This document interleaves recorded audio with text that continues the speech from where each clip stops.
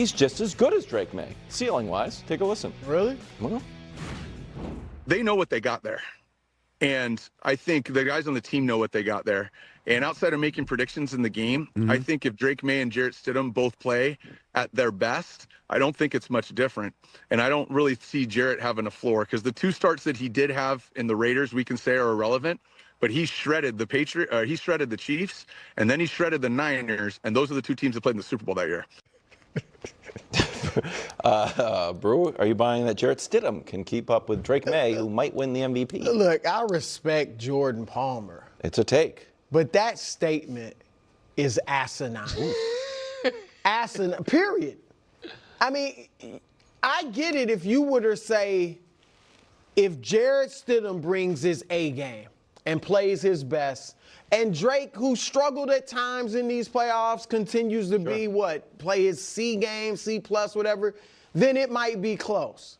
But to say that Jarrett Stidham can play as well as Drake Maye at his best, that is ridiculous. We know what Drake Maye is at his best, a top 2 MVP candidate. Is Jarrett Stidham? Well, I haven't seen him. So He's 29 years old. He's been in the league 6 years. He's had 4 starts in those 6 years, and 3 of them losses. And the games and Nick, you may have had this. I'm sure you got some type of graphic.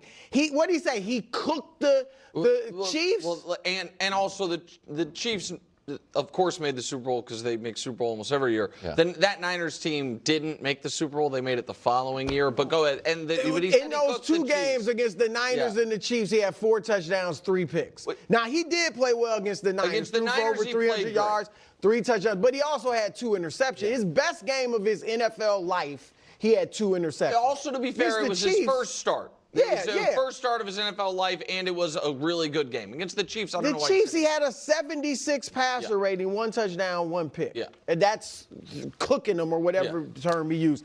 Look, I'm not saying Drake may struggle because Denver is a great defense. Correct. And, you can have a bad game. Sure. But Jarrett Stidham, to say his A game is similar to Drake Maye's A game is ludicrous. Well, honestly, he wouldn't be a bench warmer if that was the case. It would mean that the Broncos had made a grievous error all year long. Yes. Because, and again, I've been very complimentary of Bo Nix, how he played in that game over the weekend, because he deserved it. But if you have a guy who can play at Drake Maye's level, then maybe when you were eking out wins against the Jets and the Raiders, you would have thought about going to him. Now, context here. Jordan Palmer's always loved this guy.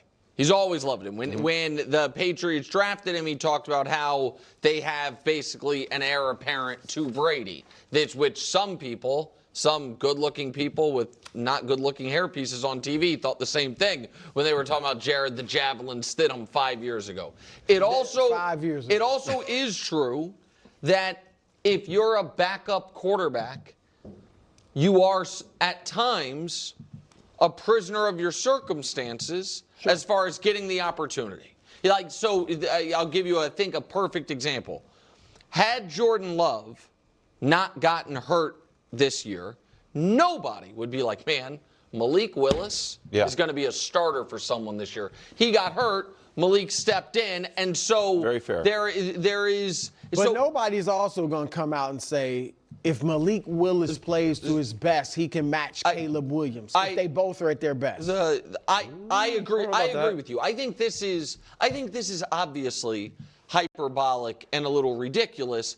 I also think that there is the possibility that Stidham has a little more upside than your typical backup quarterback, because Sean Payton did, for one reason or another, highly prioritize him. It was his first free agent signing, and then after he didn't get to play really at all those first 2 years, played a couple starts, he then gave him 2 years, $12 million this past offseason. He's wanted him there.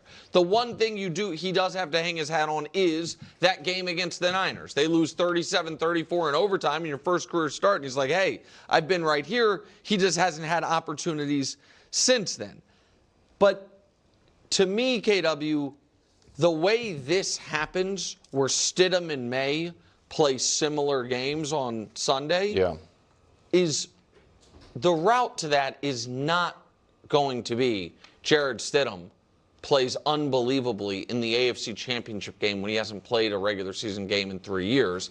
It's that the Broncos defense gets to Drake Maye. Right. All right. Okay. I'm not entirely certain which avenue to pursue with this discussion at the moment, to be perfectly honest. First and foremost, we're all aware that a quarterback situation is critically important. There's no need to relitigate that point. They touched on it, and we could easily list examples like Daniel Jones, Malik Willis, and so on and so forth. There were absolutely individuals who remarked, "Hey, Malik Willis offers a different dynamic to this Packers offense than Jordan Love does." And there were definitely people saying things like, "Wow, look how poised Malik Willis appears being thrust into this contest. And observe what Caleb Williams is accomplishing." So, to pretend that nobody would utter such statements is of course they would. I'm not suggesting those remarks are accurate or correct. I'm merely stating they were made. And Sean Payton has unequivocally prioritized Jared Stidham. That carries significance. It genuinely does mean something. And with the Denver Broncos preparing to face the New England Patriots, I believe this is what makes the Broncos so compelling this season. Observing how their performance has fluctuated, with their defense having periods where it appears elite and impenetrable, and other stretches where it seems considerably less so. There are instances where this Broncos defensive unit feels like it's on the same tier as the Seahawks and the Texans, and then there are other moments where that's decidedly not the case. Not at all. Consequently, I simply don't know which iteration of the defense we will witness from the Denver Broncos this weekend. I am certain, however, that if you fail to deliver a strong defensive performance, Drake Maye will absolutely take advantage. He certainly will. He is an excellent quarterback. But if you are genuinely an elite defense and bring your best, then you can absolutely pressure Drake and disrupt this Patriots offense without question. We've observed it in consecutive playoff contests involving the Patriots. We've seen it. And if the opposing team offensively had been slightly more proficient, there was a clear pathway to defeat the Patriots in both of those games, against the Chargers and the Texans. But they couldn't manage it offensively whatsoever. And it wasn't solely due to New England's elite shutdown defense. Their defense is very good, but I wouldn't categorize it as elite. However, it is remarkably consistent and well-drilled.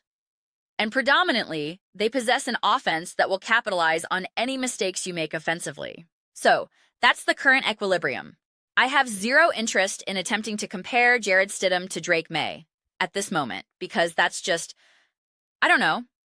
It's like, I don't even understand what that question accomplishes or what that dialogue contributes right now. I've already stated emphatically and unequivocally that I absolutely, positively, 1000% believe the Denver Broncos can win this game with Stidham. And initially, obviously, I remain quite disappointed that Bo Nix isn't playing, because that should be the headline narrative right now, Bo versus Drake. But instead, we're getting Stidham. But you can only dwell on Bo's injury for so long. I'm now intrigued by this new storyline. I'm eager to see how this will play out. I'll be live streaming this game, and I am pumped. I am genuinely excited. However, I will tell you this. We are going to witness a hyper-focused defensive effort from the Denver Broncos, and I'm simply fascinated to see what that entails. You can diminish what Jared Stidham achieved against the Chiefs, but his stat line is actually quite impressive when you truly comprehend how the game unfolded and when you examine it closely. Here's a young quarterback on a less-than-stellar team, amidst a somewhat dysfunctional culture and environment, facing the literal Kansas City Chiefs. He accounted for nearly 270 total yards. He was the leading rusher, with 7 carries for 50 yards, and his longest run was only 10 yards. So, it's not as if he broke off one massive run that inflated his stats. He received no support from the run game. Josh Jacobs had 17 carries for 45 yards, a 2.6-yard average. I'm just saying. Regarding the Broncos' defense, this is where you must be cautious interpreting defensive statistics. They shut down the Titans, holding them to 12 points. That wasn't even a spectacular defensive display, in my view. I recall watching that game and thinking they were facing Cam Ward in his first ever start, and frankly, if his team had helped him out a bit more, that was a game Denver could have lost. Absolutely. The Indianapolis Colts at that point possessed an excellent offense. The Broncos' defense did what they wanted. It was a close game. Again, this was another contest. I'm not here to debate who should have won. Both teams could have won it, both could have lost it. It wasn't a defensive masterclass. Against the Chargers, that was an intriguing game. Justin Herbert made some elite plays late. It was definitely a back-and-forth battle. It featured more discussion about Bo Nix missing a deep throw that everyone fixated on. Again, nothing extraordinarily dominant defensively. Then they faced Jake Browning and the Bengals. Now, that was an excellent defensive performance. They suffocated Jake Browning. The pressure they generated was notable, but it was Jake Browning, etc., etc. They played well against the Eagles. The Eagles were offensively inconsistent all year. That's obvious. Then they faced the New York Jets and Justin Fields. That's a disorganized team. The most telling game was against the Cardinals and Jackson Dart.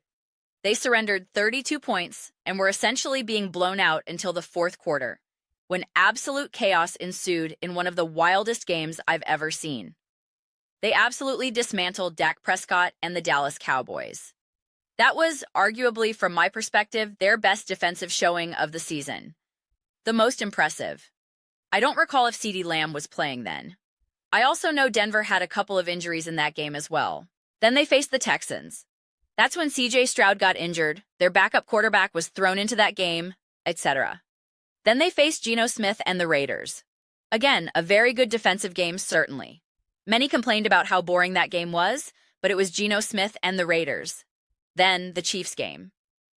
This is actually what impressed me most, because while I understand the Chiefs weren't necessarily the dominant force we've known, I was genuinely impressed with that defensive performance.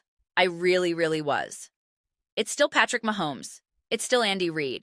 They were still forcing turnovers, creating difficult situations, disrupting Mahomes, etc. These are two teams that know each other extremely well, being divisional rivals. Really, really impressive. The game against the Commanders featured a backup quarterback again, though Marcus Mariota played exceptionally well. He really did. That game, at one point, looked like it would be a comfortable win.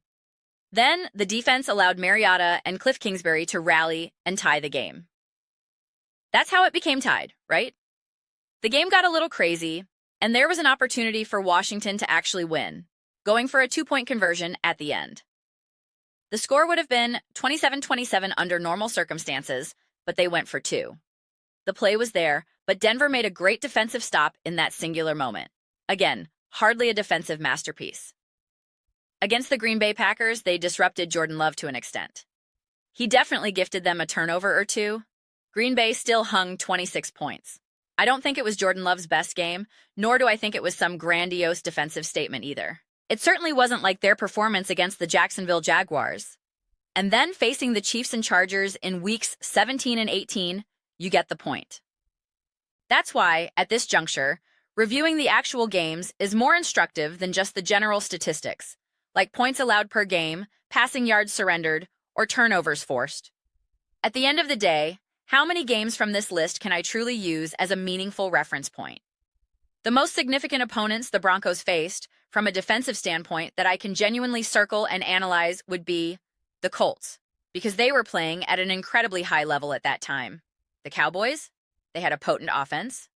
The Chiefs, only in Week 11. The Packers, and the Jaguars. And it's not as if those were defensive masterpieces. Then, examining their performance against the Buffalo Bills, that's a tough one because you're dealing with Josh Allen. Yes, they forced some turnovers and had some great defensive stands.